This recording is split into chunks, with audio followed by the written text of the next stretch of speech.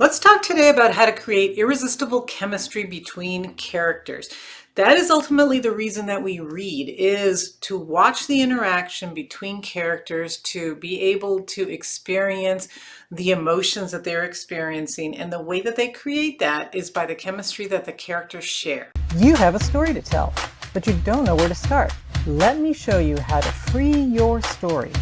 I teach you how to write and how to dig deep in your soul to release your story and make a difference in the world.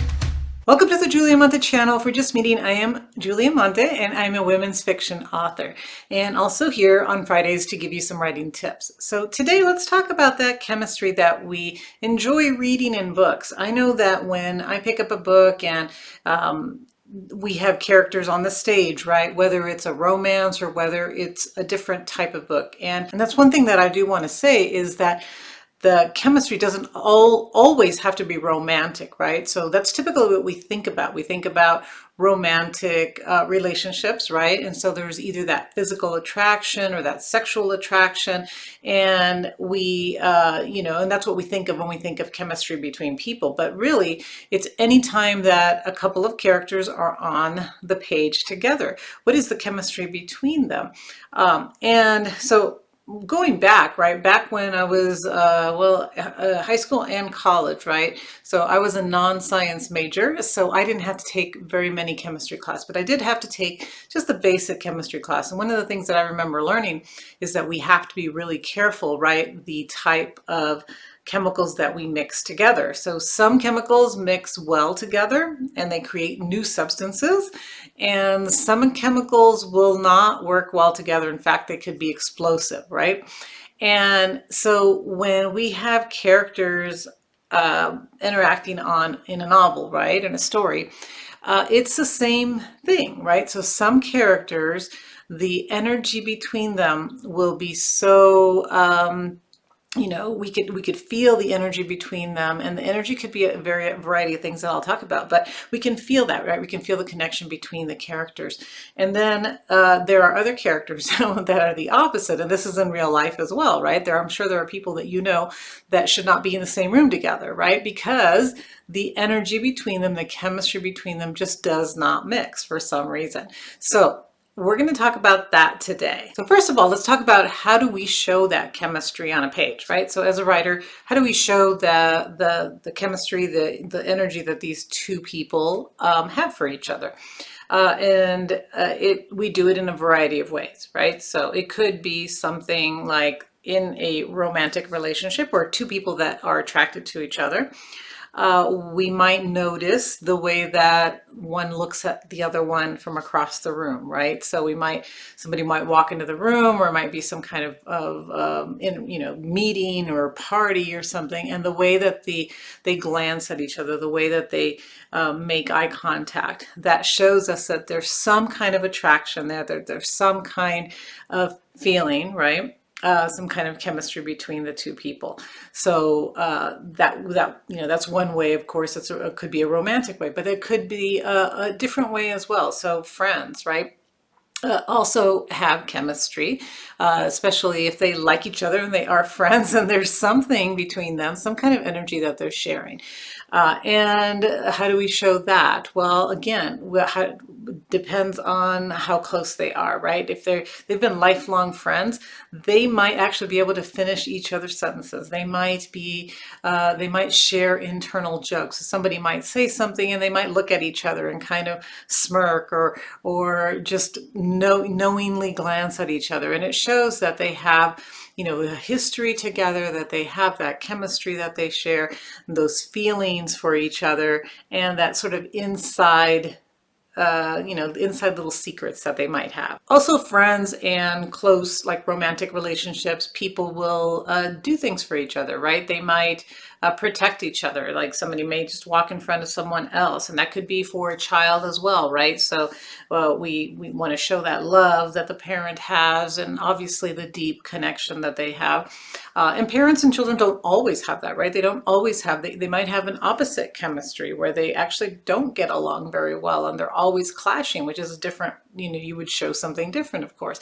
But You could show somebody protecting someone, somebody grabbing, something's about to fall on someone and they move them out of the way. So again, those are just physical ways, because of course we're writing a book and we have to do this with words, right? We have to show the chemistry. We can't just say that this person likes someone, because that's just telling them something. We want to definitely show and not tell.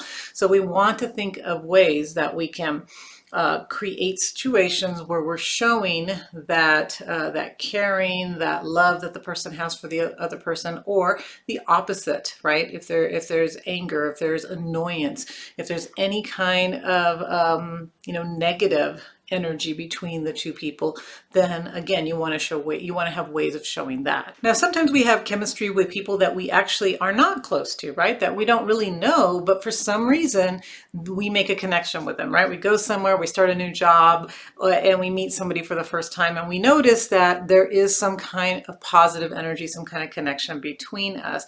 And the way that you can show that in a book is maybe just through conversation, right? They're having a conversation and they end up liking the same type of books. They've been to the same places. They maybe went to the same college.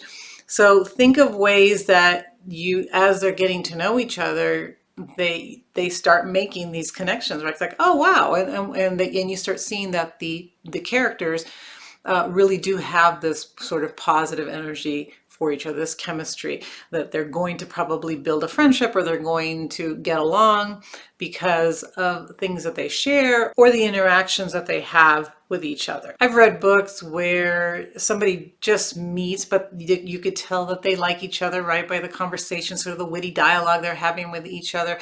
And then one person makes a mistake, or they're late for a meeting or something, and the other person makes an excuse for them, or protects them in some way. That just shows like, okay, there's going to be a friendship here. There is that positive energy between the two of them. So however you decide to do it, you have to think of actual physical ways to show that. And by physical, I mean, of course, speaking, the words that they say, the dialogue that they have, or actual physical things that they're doing in order to show that there is a bond or a connection with the other person. Okay, so let's talk about the different types then of relationships. So let's start with friendships. Okay, so friendships I think are easy, because usually they're happy. The characters are happy together. They like being there together, but sometimes it can be sort of tense relationships too, not with each other, but something might be happening, right? Like one character may be going through a divorce,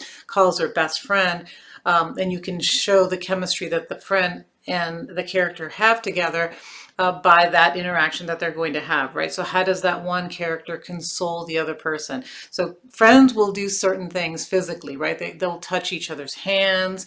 They will give each other a hug. They will cry together. They will, laugh together. They'll have, again, private jokes between each other.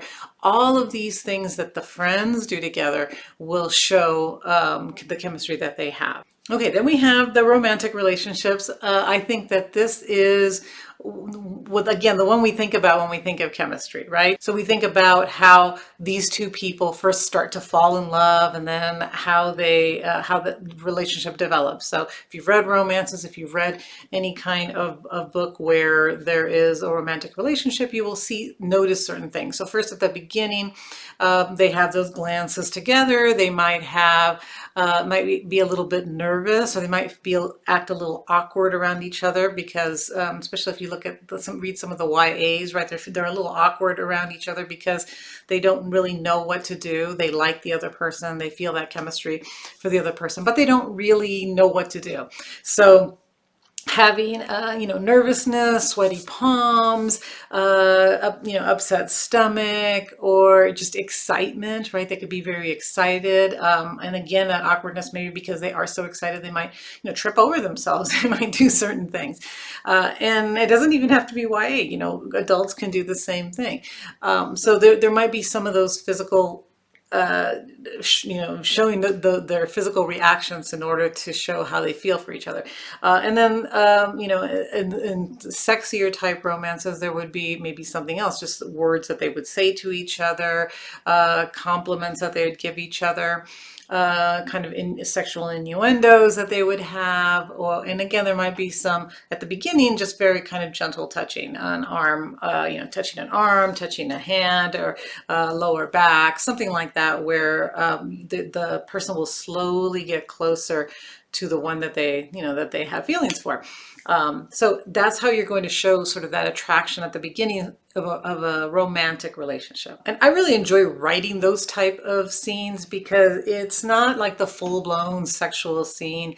It's more of like what's building up to it, right? That sexual tension that is building as the couple gets to know each other, as the couple, before they maybe even admit that they have feelings for each other. But physically, there is that chemistry, there is that attraction. Okay, and then there are family relationships, right? So we have the friends that are just kind of friendly, touching and joking and getting along and consoling each other. We have the romantic relationship, which again is more of you're gonna have more physical reactions to the other person. Especially at the beginning. And then there's family. Now, family is interesting because there can be attraction. So there's chemistry, again, that they're attracted to each other. They love each other. And then there can also be a repelling type of chemistry where just because they're family members doesn't mean that you get along. And both of those are interesting to write because what you're doing is you're going to have again, you're going to have you may have some touching, right? You have a mother who loves a child, is going to hold their hand, is going to try to protect them, is going to always be looking to see where the child is because they want to keep an eye on their child. But then there's also other things, right? So just feelings. Maybe the mom is picking up the child from school, sees the child coming towards her, and it's just filled with love. Just the thoughts of this little person that is, that she created and that she loves. So there could be just, again, there could be emotional, there could be physical feelings. Now, so the loving feelings I think are very similar to maybe friendship and in romantic relationships because you have the emotions and you have, again, the touching. But if it's negative feelings, it's going to be different. There shouldn't be any touching. It could be violent. There could be some violence, right? Where people are really not getting along. Brothers that will get into fist fights, for example. There's usually a lot of emotional. So if you don't like someone, and they're coming over for, a holiday dinner, you could show that the character, again, maybe has upset stomachs for different reasons than they do with the romantic relationship, right? So just negative feelings. It could be, an uncle that's a kid doesn't like because maybe he's, who knows, maybe he tells terrible jokes or is inappropriate and whatever, right? And so the kid has these feelings about this person coming into their house that they don't like. So, you want to show that emotion, and you also want to show again how they're feeling, the things that they do, maybe the looks that they give, or rolling their eyes when the uncle's about to tell another joke that is inappropriate, right? So you could show these this negative energy, this negative chemistry that they have for each other. Okay, and what about minor characters? Are we always need to show every time two people are on a page? Do we need to show that chemistry, that bond that they have for each other? So yes and no. So minor characters, if they are going to be involved in the story, then yeah, you also want to show, how is it that they get along? But if it's just somebody, let's say that a character goes and gets coffee every day at the same coffee shop and just happens to be, chatty and nice to the barista, then, they have sort of this friendship that's not really a friendship. It's just like, hi, how are you? They make a few jokes about, talk about their lives or whatever, pick up the coffee and they're gone. You are showing the chemistry just by the interaction that they're having, but it doesn't have to be as deep as they would be for, main characters or, characters that are that you're writing subplots for within your novel. So minor characters, not as much. Okay, and the best way to show chemistry between characters is to write really great individual characters. Okay, so each character should have their own personality, and really that's how real life is, right? So we each have our own personality, and when we meet someone else with their own developed personality, we either get along or we clash. And in story people, it's going to be the same thing. So the better you write your character, the more, the deeper you write the character, the more you understand your character, the more emotions and history and background you give your character, the better you're going to be able to show the interactions between that character and other characters.